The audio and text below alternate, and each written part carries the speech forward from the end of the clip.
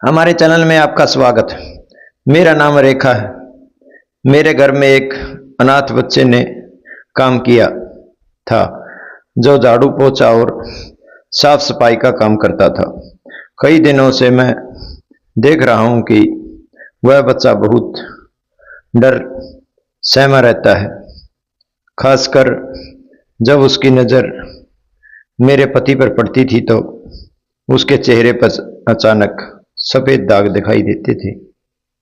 उसके अंदर कोई डर नहीं दिखाया था। एक रात जब मैं पानी पीने के लिए गया तो कमरे में कुछ अजीब आवाजें आ रही थी। किसी ने रोने की और चिल्लाने की आवाजें। मैं सहम गया और धीरे धीरे से विक्रेता कक्ष का बल्ब चालू किया तो जो दृश्य था उसे देखकर मेरा खून खौल उठा। मुझे लगा जैसे मेरे त्रैमासिक लाभांश में गिरावट आई।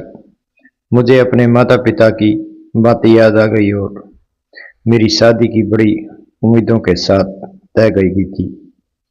हर माँ बाप यही चाहते हैं कि उनकी बेटी का रिश्ता अच्छे घर में हो, वह सदा सुखी रहे और उसके पति उन्हें हमेशा प्यार करे। मेरे माता पिता भी यही चाहते थे। एक दिन शिक्षित परिवार में था, हालांकि मैंने बहुत कुछ पढ़ा लिखा नहीं थी क्योंकि मुझे पढ़ाई लिखाई का शौक नहीं था।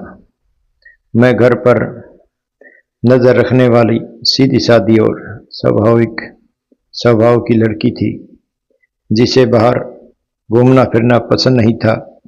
मेरे 2 भाई और 2 बहनें थी।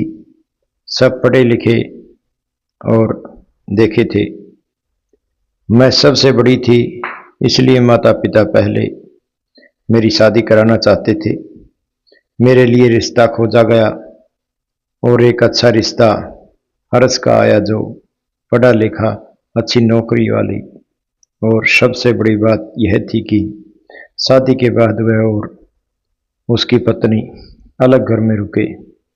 उनके भाई अलग अलग घर में रहते थे, न सास ससुर थे न कोई बहन।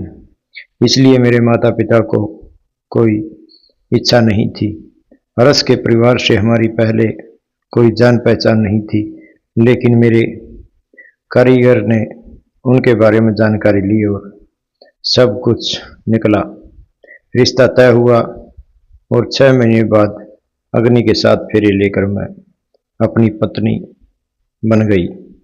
मेरी विदाई के बाद शुरू हुआ कुछ दिन बहुओं के साथ चले गए, फिर वे भी अपने अपने घर चले गए और जाते जाते मायरा ने कहा कि अब यह घर आता है, इसे अपने पति को साथ दो। शुरुआत में हमारा जीवन बहुत अच्छा चला। एक दिन जब मेरी माँ ने मुझे उदास देखा तो उन्होंने पूछा, क्यों परेशान हो?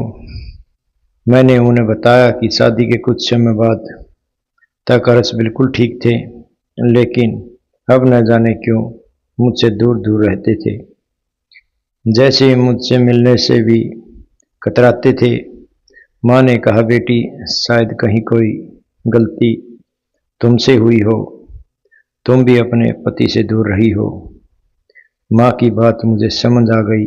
मैंने कहा, माँ आप क्या बात कहती हो? उन्होंने समझाते हुए कहा, हर पत्नी के लिए अपने पति को खुश करना बहुत आसान होता है, बस जरूर होती है उसे अपने प्यार में दीवाना बनाए रखने की। तुम अपने पति के लिए हमेशा मीठी बातें किया करो ताकि वह दिन भर के थके हारे काम से लौटे तो तुम्हें देखकर उनका मन खिल उठे।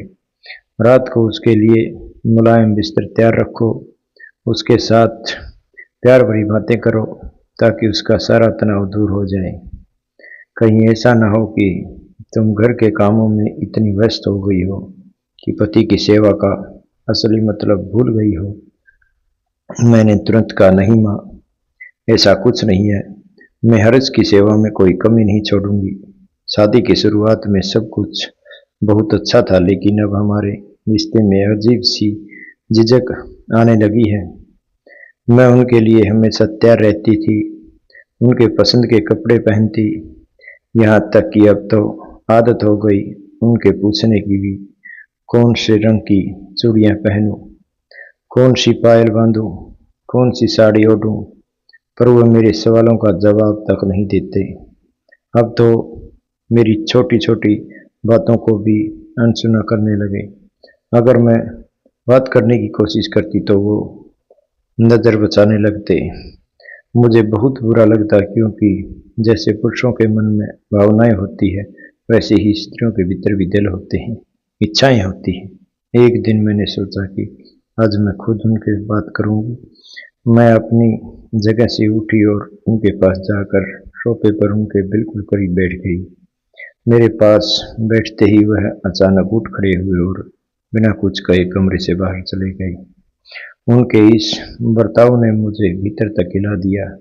मैं समझ नहीं पा रही थी कि आखिर मेरे पति ऐसे बेचैन क्यों हो जाते हैं। मुझे लगता है कि इस घर में मैं बिल्कुल अकेली रहती हूँ, क्योंकि मेरे पति के अंदर अब मेरे लिए न तो कोई प्यार बचा है और न ही अपनापन।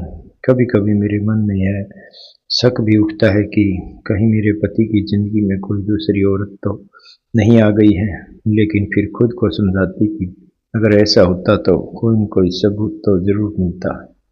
मैं काफ़ी देर तक सोफे पर बैठी रही, इन्हीं बातों में खोई रहती और उनके लौटने का इंतजार करती। रात काफ़ी बीत गई थी, लेकिन वह घर नहीं आए। जो घर कभी मेरा आश्रय हुआ था, अब वही मेरे अकेलेपन में वजह से बन चुका है। मुझे इस घर में घुटन महसूस होने लगी, क्योंकि अब मेरे पति के साथ मेरा कोई भावनात्मक रिश्ता नहीं बचा था।